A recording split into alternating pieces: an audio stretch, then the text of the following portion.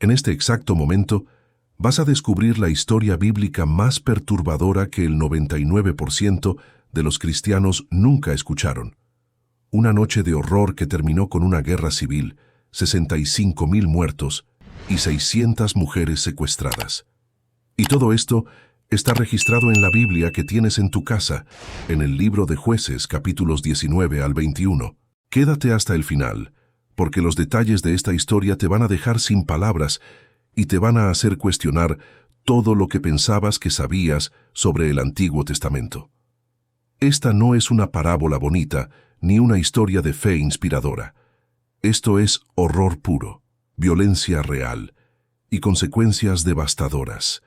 Y todo comenzó con un hombre que tomó una decisión aparentemente simple que desencadenaría la peor tragedia en la historia de Israel hasta ese momento. Estamos en el período más caótico de la historia de Israel, el tiempo de los jueces. No había rey, no había gobierno central, no había sistema de justicia unificado. Cada tribu hacía lo que quería. Cada ciudad tenía sus propias reglas. Cada persona era su propia autoridad moral.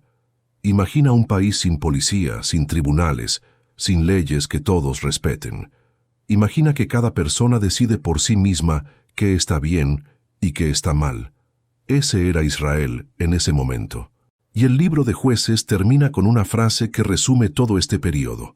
En aquellos días no había rey en Israel, cada uno hacía lo que bien le parecía. Esta frase no es solo una observación histórica, es una advertencia. Es la Biblia diciéndonos, miren lo que pasa cuando una sociedad abandona por completo los principios de Dios. Y en ninguna otra historia se ve esto más claro que en lo que sucedió en Gibeá. Gibeá era una ciudad pequeña en el territorio de la tribu de Benjamín. No era una ciudad pagana, no era un pueblo extranjero. Era una ciudad israelita poblada por el pueblo escogido de Dios. Pero Gibeá tenía un problema. Se había corrompido tanto, se había vuelto tan malvada, que lo que estaba a punto de suceder allí rivaliza con Sodoma y Gomorra. Y aquí está lo aterrador. Sodoma y Gomorra fueron ciudades paganas que Dios destruyó con fuego. Gibeá era una ciudad israelita, y lo que pasó allí lo hicieron el pueblo de Dios contra el pueblo de Dios. Así que prepárate, porque esta historia te va a mostrar de qué somos capaces los seres humanos cuando nos alejamos de Dios. El protagonista de esta pesadilla es un levita. Los levitas eran la tribu sacerdotal de Israel, las personas religiosas que servían en el templo, que ofrecían sacrificios, que se suponía que eran ejemplos de moralidad y piedad. Este levita en particular vivía en una zona remota de las montañas de Efraín y tenía una concubina. Ahora, el término concubina puede sonar extraño hoy, pero en ese contexto era básicamente una esposa de segunda categoría, una mujer que tenía una posición legal, pero no los mismos derechos que una esposa principal. Y esta concubina había hecho algo que en esa cultura era casi impensable. Le había sido infiel y luego había huido de vuelta a la casa de su padre en Belén de Judá. 4 meses pasaron. 4 meses en los que el levita aparentemente estuvo pensando qué hacer, procesando la traición, decidiendo si valía la pena ir a buscarla, y finalmente tomó una decisión. Iba a ir a Belén, iba a hablar con ella, iba a intentar convencerla de que volviera con él. Así que preparó 2 burros, tomó a su siervo y comenzó el viaje de varios días hacia Belén. Cuando llegó a la casa del padre de la concubina, el suegro lo recibió con alegría. El texto bíblico dice que el padre se alegró de verlo, y aquí podemos intuir algo. Probablemente el padre quería que su hija volviera con el levita. Probablemente pensaba que era lo mejor para ella, a pesar de todo lo que había pasado. El suegro era un hombre hospitalario, quizás demasiado. Le insistió al levita que se quedara un día. Comieron, bebieron, pasaron un buen rato. Al día siguiente, cuando el levita quiso irse, el suegro insistió otra vez. Quédate otro día más. Y luego otro, y otro. 5 días completos pasó el levita en casa de su suegro, comiendo, bebiendo, aparentemente reconciliándose con su concubina. Pero en el 5.º día, el levita finalmente dijo basta. Era tarde en el día, ya casi atardecía, pero él insistió en que tenían que partir. El suegro intentó convencerlo una vez más de quedarse, pero el levita fue firme. Se levantó con su concubina, su siervo y sus 2 burros ensillados, y comenzaron el viaje de regreso a casa. Viajaron durante lo que quedaba del día, y al anochecer llegaron cerca de Jebús, que es como se llamaba Jerusalén en ese tiempo. Jebús todavía estaba controlada por los jebuseos, un pueblo pagano. El siervo le sugirió al levita que pasaran la noche allí, pero el levita tomó una decisión que en pocas horas probaría ser el error más fatal de su vida. Él dijo, y esto es importante, no vamos a entrar en una ciudad de extranjeros que no son del pueblo de Israel. Vamos a seguir hasta Gibea. Él prefirió arriesgarse a viajar de noche antes que quedarse con paganos. Pensó que estaría más seguro con su propio pueblo, con israelitas, con personas que supuestamente conocían a Dios. No podía estar más equivocado. Siguieron caminando mientras caía la noche. Pasaron por Jebús y continuaron unos cuantos kilómetros más hasta que llegaron a Gibea justo cuando el sol se ponía completamente. Era de noche. Estaban cansados, hambrientos. Necesitaban urgentemente un lugar donde dormir. En esa cultura la hospitalidad no era solo una cortesía, era una obligación sagrada. Cuando viajeros llegaban a una ciudad, los habitantes debían recibirlos, darles refugio, protegerlos. Era parte fundamental del código moral de Israel. Así que el levita, su concubina y su siervo entraron a Gibea y se sentaron en la plaza de la ciudad, esperando que alguien les ofreciera hospitalidad. Pero nadie vino. Pasaban las horas. La noche se hacía más fría, más oscura. Los pocos habitantes que todavía estaban en las calles pasaban frente a ellos sin siquiera hacer contacto visual. Nadie les ofrecía un lugar donde quedarse. Esto ya era una señal terrible, porque la falta de hospitalidad en esa cultura era una falta grave. Indicaba que algo andaba muy mal en esa ciudad. Finalmente, cuando parecía que iban a tener que pasar la noche a la intemperie en la plaza, apareció un anciano. Era un hombre viejo que venía del campo después de trabajar todo el día. Y este detalle es crucial. El texto bíblico dice que este anciano no era de Gibea. Era de las montañas de Efraín, la misma región de donde venía el levita. Era un forastero viviendo en Gibea. El anciano vio al grupo en la plaza y se acercó. Les preguntó de dónde venían y hacia dónde iban. El levita le explicó toda su situación, que venían de Belén, que iban hacia las montañas de Efraín, que habían pensado que en Gibea encontrarían hospitalidad, pero que nadie les había abierto las puertas. El anciano escuchó y de inmediato algo cambió en su expresión. Hay urgencia en sus palabras cuando responde, «La paz sea contigo, yo me haré cargo de todo lo que necesites, solamente no pases la noche en la plaza». Esa última frase es clave. No pases la noche en la plaza. No es una sugerencia casual, es una advertencia desesperada. El anciano sabía algo que el levita no sabía. Sabía que Gibea era peligrosa, sabía que quedarse en la plaza durante la noche era arriesgarse a algo terrible. Así que los llevó rápidamente a su casa. Les dio de comer a ellos y forraje para los burros. Lavaron sus pies, cenaron, comenzaron a relajarse. Por primera vez en todo el día podían respirar tranquilos. Tenían techo, comida, estaban a salvo. O eso pensaban. Pero entonces, mientras estaban cenando, mientras conversaban, mientras empezaban a pensar que todo estaría bien, escucharon el sonido. Golpes en la puerta, fuertes, violentos, insistentes, y voces afuera.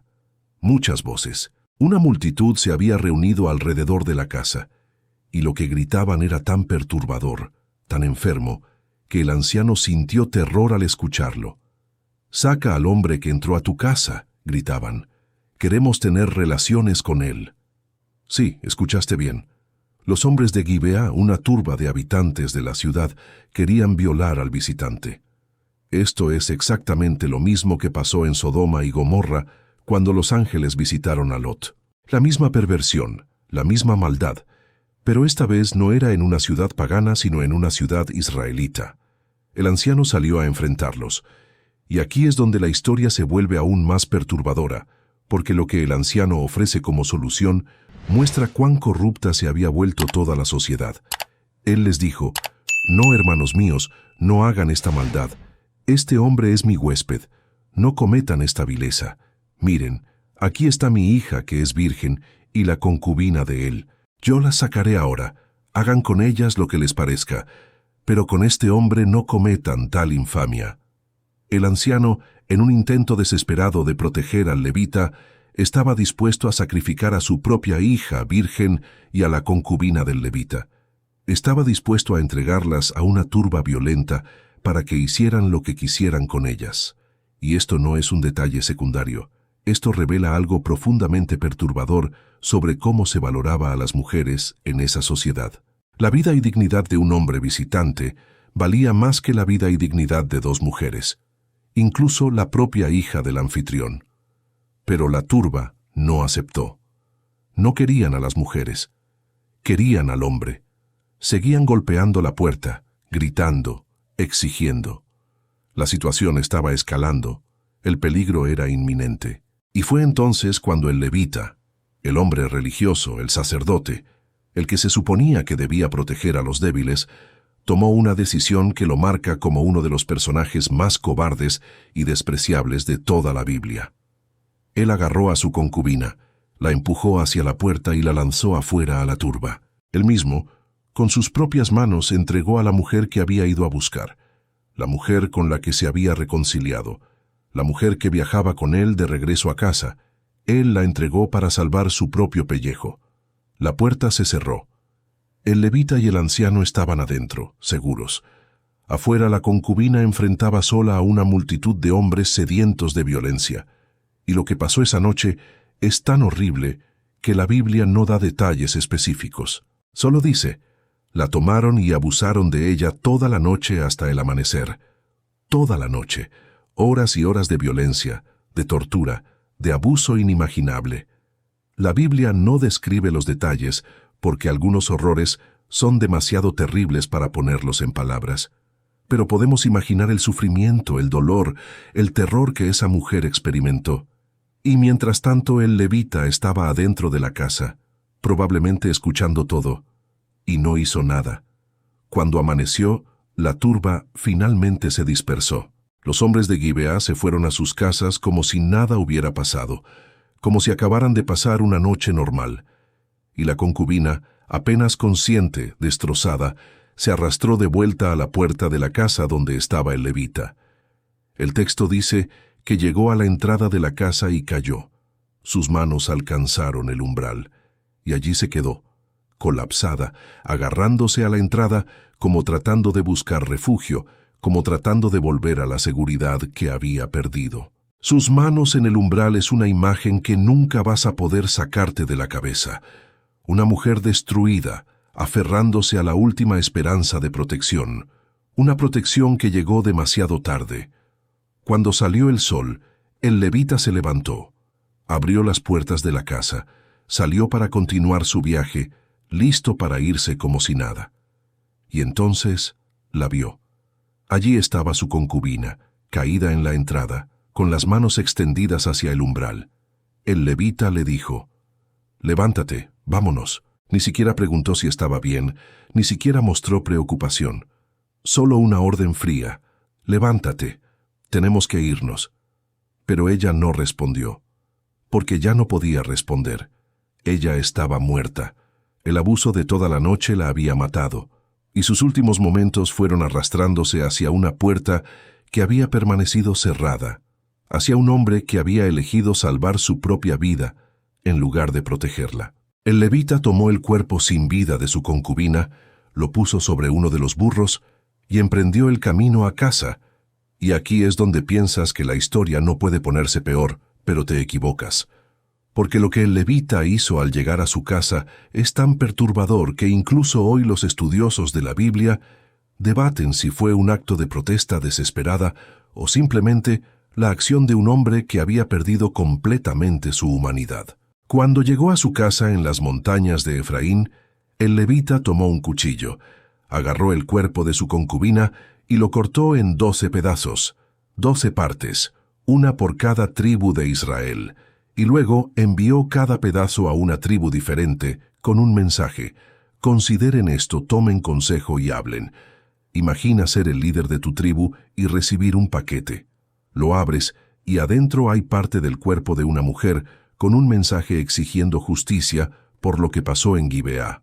La reacción de Israel fue inmediata y masiva. Todas las tribus se reunieron como un solo hombre en Mizpa. El texto bíblico nos da un número específico: 400,000 hombres armados con espada. 400,000. Es el ejército más grande que Israel había reunido hasta ese momento en su historia. Todos con un solo objetivo: hacer justicia por lo que había sucedido en Gibeá. El levita contó su historia frente a toda la asamblea. Describió lo que había pasado esa noche, cómo los hombres de Gibeá habían querido matarlo, cómo habían abusado de su concubina hasta matarla. Convenientemente, omitió el pequeño detalle de que él mismo la había empujado hacia afuera. Pero eso no cambió la reacción de las tribus. Todo Israel estaba unido en su indignación. Todos acordaron que esto no podía quedar sin castigo. La decisión fue clara: iban a ir contra Gibeá y destruir a los culpables. Pero primero, siguiendo el protocolo correcto, enviaron mensajeros a toda la tribu de Benjamín con un ultimátum simple: entreguen a esos hombres perversos que están en Gibeá para que los matemos y quitemos el mal de Israel. Era una demanda razonable. No pedían que destruyeran toda la ciudad, solo que entregaran a los criminales específicos para ser ejecutados. Justicia simple y directa. Pero Benjamín se negó. No solo se negó, sino que decidió defender a Gibeá. Y con esa decisión, transformaron lo que debería haber sido un castigo limitado en una guerra civil devastadora. Benjamín reunió su propio ejército. 26,000 hombres armados salieron de sus ciudades, más 600 hombres escogidos de Gibeá. 600 hombres de la ciudad que había cometido el crimen. Ahora mira los números: 400,000 israelitas contra 26,600 benjaminitas. Eso es una proporción de 15-1. Esto debería haber sido una masacre rápida. Israel debería haber aplastado a Benjamín en cuestión de horas. Pero lo que sucedió fue exactamente lo opuesto, y nadie, absolutamente nadie, lo vio venir. Israel subió a Betel para consultar a Dios. Preguntaron: ¿quién de nosotros subirá primero a pelear contra los hijos de Benjamín? Y Dios respondió: Judá subirá primero. Con esa confirmación divina, Israel marchó confiado hacia la primera batalla. 400,000 soldados contra 26,000. Esto iba a ser fácil, pero cuando comenzó la batalla sucedió lo impensable. Benjamín no solo resistió, Benjamín contraatacó con ferocidad, y al final del día, cuando se contaron los muertos, Israel había perdido 22,000 hombres, 22,000 soldados muertos en una sola batalla contra un ejército mucho más pequeño. El shock fue total. La confianza se transformó en terror. Esa noche, los israelitas lloraron frente a Dios. Volvieron a preguntar: ¿debemos volver a pelear contra nuestros hermanos, los hijos de Benjamín? Y Dios respondió: suban contra ellos. Así que al día siguiente, con renovada determinación, Israel atacó otra vez. Y otra vez, Benjamín los destrozó. Esta vez murieron 18,000 israelitas más. 18,000 en un solo día. Eso suma 40,000 muertos en solo 2 batallas. 40,000 hombres que habían venido a hacer justicia y ahora yacían muertos en el campo de batalla. Ahora el terror había dado paso a la desesperación total. ¿Cómo era posible que Benjamín, siendo tan pocos, estuviera masacrando al ejército combinado de Israel? El texto bíblico nos da una pista. Benjamín tenía 700 guerreros zurdos escogidos que eran tan hábiles con la honda que podían lanzar una piedra a un cabello y no fallaban. 700 francotiradores de élite que causaban estragos en las filas israelitas. Pero más allá de la habilidad militar, había algo más profundo sucediendo aquí. Dios estaba permitiendo que Israel sufriera, estaba permitiendo que experimentaran derrota tras derrota, quizás porque la forma en que estaban buscando justicia no era tan justa después de todo, quizás porque necesitaban humillación antes de la victoria. Todo Israel subió y vino a Betel. Lloraron, ayunaron hasta la tarde, ofrecieron holocaustos y sacrificios de paz delante de Dios. Volvieron a preguntar, pero esta vez la pregunta era diferente. Ya no preguntaban quién debía subir primero o si debían pelear. Esta vez preguntaron directamente, ¿subiremos otra vez a la batalla contra nuestros hermanos los hijos de Benjamín o debemos desistir? Estaban al borde del colapso, considerando abandonar toda la campaña. Y esta vez Dios no solo dijo, sí, esta vez dijo, suban, porque mañana los entregaré en sus manos. La tercera batalla fue diferente. Israel usó una estrategia. Pusieron emboscadas alrededor de Gibea. Cuando Benjamín salió a pelear, Israel fingió una retirada, haciendo que los benjaminitas los persiguieran lejos de la ciudad. Y entonces, los hombres en emboscada entraron a Gibea y la incendiaron. Cuando los soldados de Benjamín vieron el humo de su ciudad ardiendo, entraron en pánico. Se dieron cuenta de que habían caído en una trampa. Israel los rodeó y comenzó la masacre. Esta vez, Israel no tuvo piedad. Persiguieron a los benjaminitas. Los mataron sin descanso.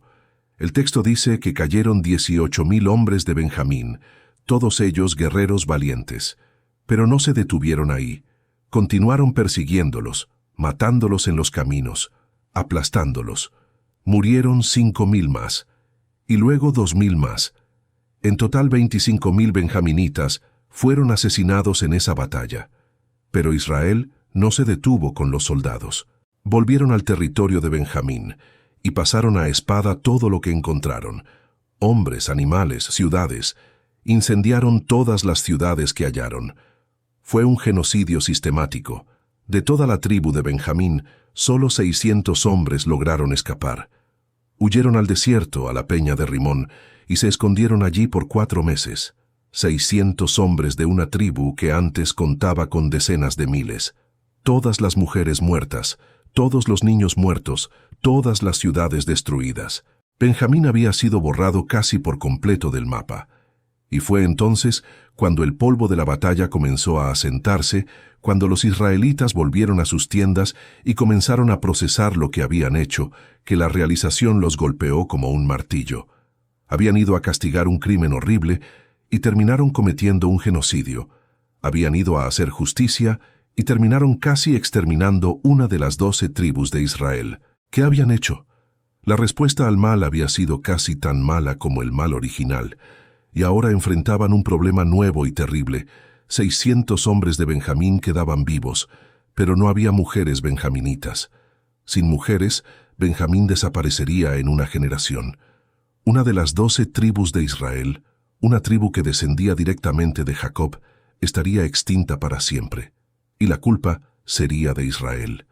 El pueblo se reunió en Betel y lloró amargamente. ¿Por qué, oh Señor, ha sucedido esto en Israel, que falte hoy una tribu de Israel? Pero aquí es donde la historia se vuelve aún más retorcida, porque además de haber masacrado a Benjamín, Israel había hecho un juramento. En el calor de la indignación inicial, antes de ir a la guerra, todo Israel había jurado solemnemente en Mizpa: ninguno de nosotros dará su hija por mujer a los de Benjamín. Era un voto sagrado, un compromiso que no podían romper sin graves consecuencias. Así que ahora tenían 600 hombres que necesitaban esposas para preservar la tribu. Pero todo Israel había jurado no darles a sus hijas. El dilema parecía imposible de resolver. Entonces, alguien tuvo una idea terrible, que iba a resolver un problema creando más horror. Alguien preguntó, ¿hay alguna tribu de Israel que no haya subido a la reunión en Mizpa? Comenzaron a pasar lista y descubrieron que una ciudad no había enviado a nadie: Jabes de Galaad.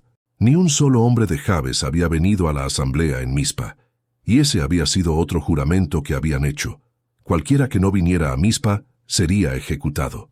Así que Israel había encontrado su solución retorcida. Enviaron 12,000 guerreros a Jabes de Galaad con instrucciones específicas y espeluznantes: matar a todos los hombres, matar a todas las mujeres casadas, matar a todos los niños, pero perdonar a las vírgenes. Los 12.000 fueron y obedecieron las órdenes al pie de la letra. Masacraron toda la ciudad de Cabes de Galaad. Hombres, mujeres, niños, ancianos. Todos muertos. Todos excepto las jóvenes vírgenes.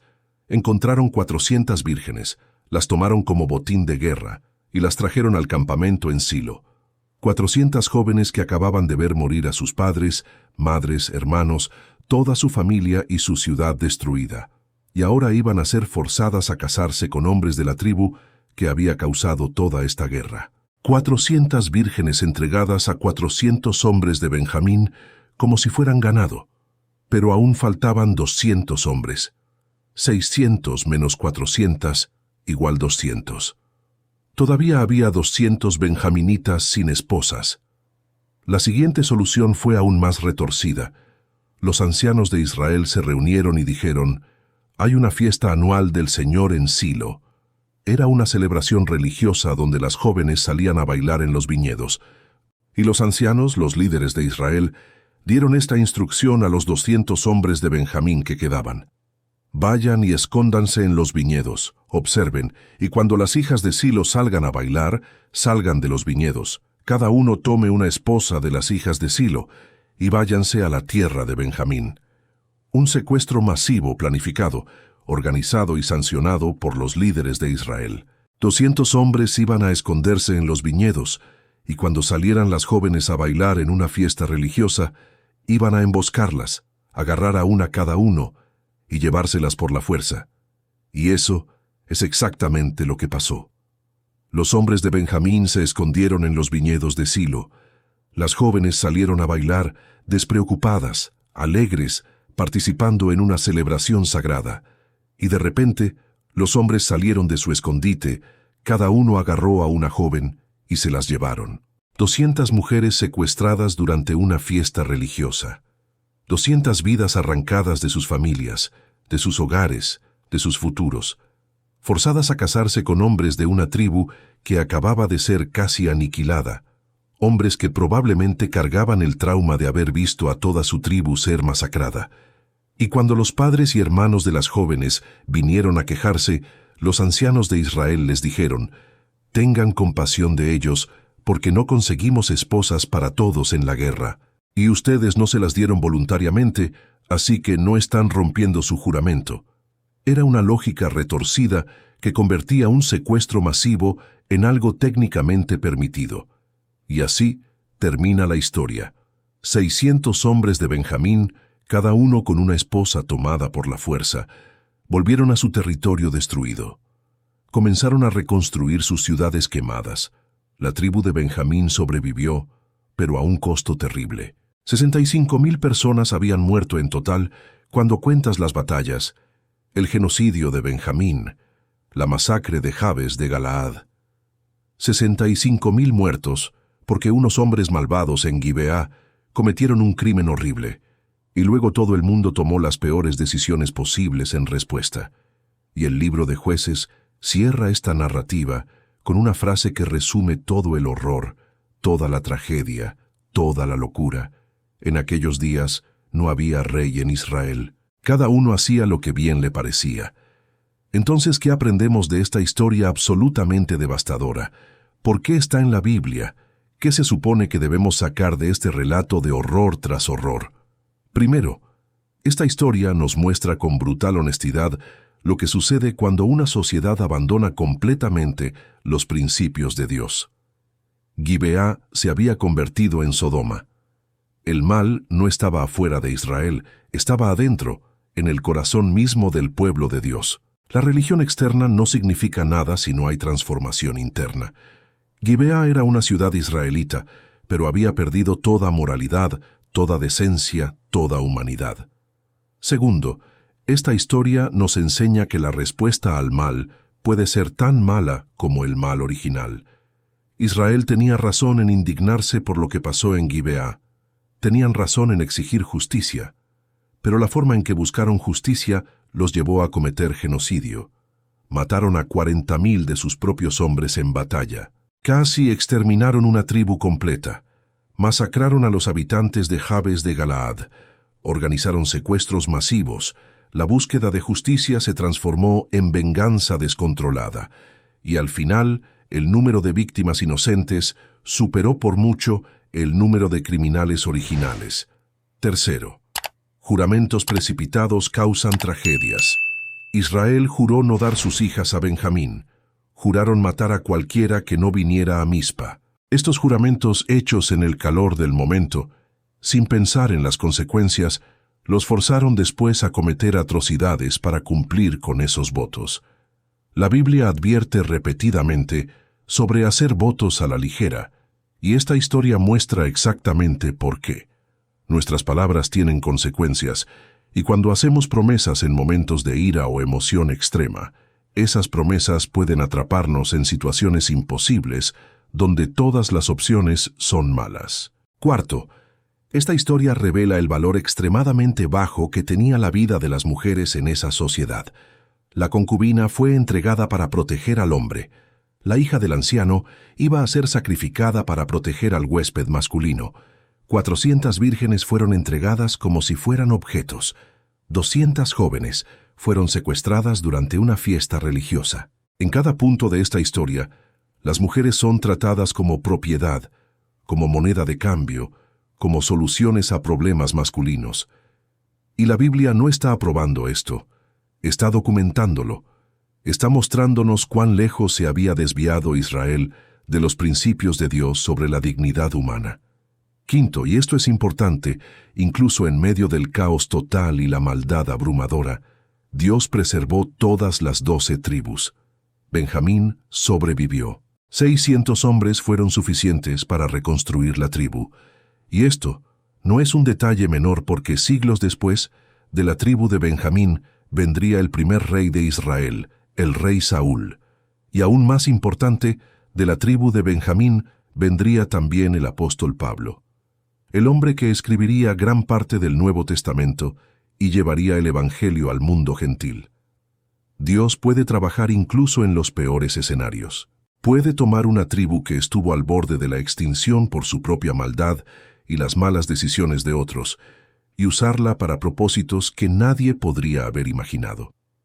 Sexto, esta historia demuestra que necesitamos algo más que buenas intenciones. Israel quería hacer lo correcto, querían justicia, pero sin principios absolutos, sin ley clara, sin un estándar moral fuera de ellos mismos, su búsqueda de justicia se convirtió en masacre. Cada uno hacía lo que bien le parecía. Suena como libertad, suena como autonomía, suena como algo deseable, pero esta historia nos muestra el resultado final de esa mentalidad. Cuando no hay estándar objetivo de bien y mal, cuando cada persona es su propia autoridad moral, el resultado inevitable es caos, violencia y muerte. La historia del levita y su concubina es uno de los textos más difíciles de toda la Biblia. No hay héroes aquí, absolutamente ninguno. El levita fue un cobarde que sacrificó a su concubina para salvar su propia vida. El anciano ofreció a su propia hija para proteger a un extraño. Los hombres de Gibeá fueron monstruos que violaron y asesinaron a una mujer inocente. Los hombres de Benjamín defendieron a los criminales en lugar de entregarlos a la justicia. Israel respondió con genocidio y secuestros masivos. Cada persona, cada grupo, cada decisión en esta historia es una falla moral. Es una cascada de horrores donde cada intento de solucionar el problema anterior solo crea problemas peores. Pero precisamente por eso está en la Biblia. No está ahí para darnos un ejemplo a seguir. Está ahí para mostrarnos quiénes somos sin Dios, para mostrarnos hasta dónde podemos caer cuando rechazamos sus principios, para mostrarnos que la naturaleza humana, dejada a sus propios dispositivos, es capaz de atrocidades inimaginables. Esta historia es un espejo oscuro que refleja lo peor de la humanidad, y la Biblia no esconde esta realidad, no la suaviza, no la edita para hacerla más presentable, la pone ahí en todo su horror para que no podamos engañarnos a nosotros mismos sobre lo que somos capaces de hacer. Esta historia también nos muestra que el pecado nunca es un evento aislado, siempre tiene consecuencias que se expanden como ondas en un estanque. El crimen en Gibeá llevó a una guerra civil. La guerra civil llevó a un genocidio. El genocidio llevó a juramentos precipitados. Los juramentos llevaron a más masacres y secuestros. Cada pecado genera más pecados. Cada mala decisión hace que la siguiente mala decisión sea más probable. Y antes de que te des cuenta, toda una sociedad está sumida en un ciclo de violencia del que parece imposible salir. Pero aquí está la diferencia crucial entre entonces y ahora. Esta historia sucedió en un tiempo cuando no había rey en Israel, cuando no había mediador entre Dios y el pueblo, cuando no había esperanza clara de redención. Hoy vivimos en un tiempo diferente. Tenemos acceso a la gracia de Dios a través de Cristo. Tenemos al Espíritu Santo que puede transformar corazones. Tenemos una esperanza que no existía en Gibeá. La misma naturaleza humana que produjo los horrores de esta historia sigue existiendo en nosotros hoy. Seguimos siendo capaces de las mismas atrocidades. Seguimos teniendo la tendencia de hacer lo que es correcto a nuestros propios ojos. Seguimos respondiendo al mal con más mal. Pero ahora tenemos algo que ellos no tenían. Tenemos la posibilidad de transformación real y profunda. Esta historia nos confronta con preguntas incómodas. ¿Qué haríamos nosotros en esas situaciones? Si estuviéramos en esa casa en Gibeá con la turba afuera, sacrificaríamos a alguien más para salvarnos. Si nuestra tribu fuera atacada, ¿hasta dónde llegaríamos en la venganza? Si tuviéramos el poder de hacer justicia, podríamos detenernos antes de que se convirtiera en genocidio. Queremos pensar que actuaríamos diferente, que seríamos mejores que el levita o que los hombres de Israel. Pero esta historia está en la Biblia precisamente para recordarnos que sin la gracia de Dios, sin principios absolutos fuera de nosotros mismos, sin transformación del corazón, somos capaces de exactamente las mismas cosas. Y hay una lección final aquí sobre la importancia de la narrativa completa. Durante siglos esta historia ha sido ignorada, evitada, escondida porque es incómoda. Los predicadores no predican sobre ella. Las escuelas dominicales no la enseñan. Los estudios bíblicos la saltan. Que al hacer eso perdemos algo crucial. Perdemos la honestidad brutal de la Biblia sobre la condición humana. Perdemos el recordatorio de que el pueblo de Dios no siempre actuó como pueblo de Dios. Perdemos la advertencia sobre a dónde lleva el relativismo moral. La Biblia no es un libro de historias bonitas con finales felices. Es un libro sobre la realidad del pecado y la necesidad desesperada de redención. Entonces sí, esta es la historia más perturbadora de la Biblia. Es horrible, es violenta, es difícil de procesar. No tiene un final satisfactorio donde todo se resuelve bien. 65,000 personas murieron. 600 mujeres fueron forzadas a matrimonios que no eligieron. Una mujer inocente fue violada hasta morir mientras su esposo se escondía adentro. Ciudades enteras fueron quemadas. Niños fueron asesinados. Y todo comenzó con un crimen horrible que llevó a intentos de justicia que se convirtieron en atrocidades peores que el crimen original. Pero aquí está lo que necesitas entender. Esta historia no está en la Biblia por accidente. Está ahí porque Dios quiere que sepamos la verdad sobre nosotros mismos. Quiere que veamos cuán desesperadamente necesitamos algo más grande que nosotros mismos. Quiere que entendamos que cada uno haciendo lo que bien le parece no lleva a la libertad, sino al caos. Quiere que reconozcamos que sin Él, sin sus principios, sin su gracia transformadora, somos capaces de convertirnos en los monstruos de esta historia. La época de los jueces terminó eventualmente. Israel pidió un rey porque no podían seguir viviendo en esa anarquía. Y aunque los reyes que tuvieron fueron frecuentemente malos, al menos había estructura, había ley, había algún tipo de orden. Pero el verdadero rey que Israel necesitaba, el verdadero rey que toda la humanidad necesitaba, no vendría sino siglos después. Un rey que no gobernaría con espada, sino con amor. Un rey que no exigiría sacrificios, sino que se sacrificaría a él mismo. Un rey que no respondería al mal con más mal, sino que absorbería el mal en la cruz y ofrecería perdón. Esta es la historia más perturbadora de la Biblia, pero también es un recordatorio de por qué necesitamos el Evangelio. No porque seamos un poco imperfectos y necesitemos mejorarnos, sino porque somos profundamente rotos, capaces de horror, desesperadamente necesitados de salvación que solo puede venir de afuera de nosotros mismos. La historia de Gibeá es oscura, pero hace que la luz del Evangelio brille aún más resplandeciente en contraste. Acabas de escuchar una de las historias más chocantes y menos contadas de la Biblia. Una historia de violencia sexual, cobardía moral, guerra civil, genocidio y consecuencias devastadoras que se expandieron por generaciones.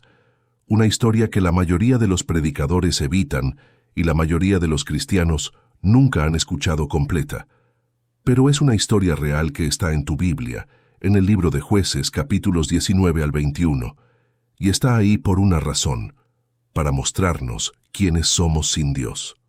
Si esta historia te impactó, si te hizo pensar, si te confrontó con verdades incómodas sobre la naturaleza humana, déjame un comentario aquí abajo diciéndome ¿qué opinas?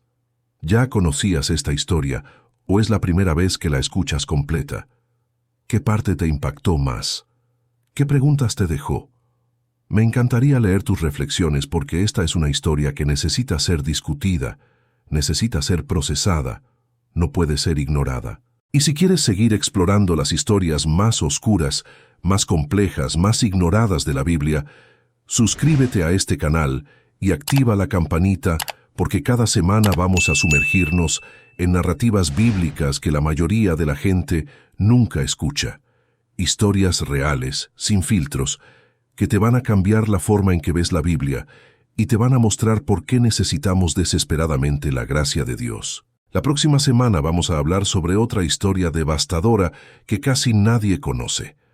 La historia de Jefté, el hombre que hizo un voto imprudente a Dios y terminó sacrificando a su propia hija.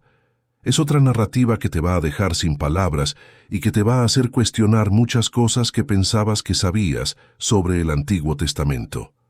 No te la pierdas. Nos vemos en el próximo video.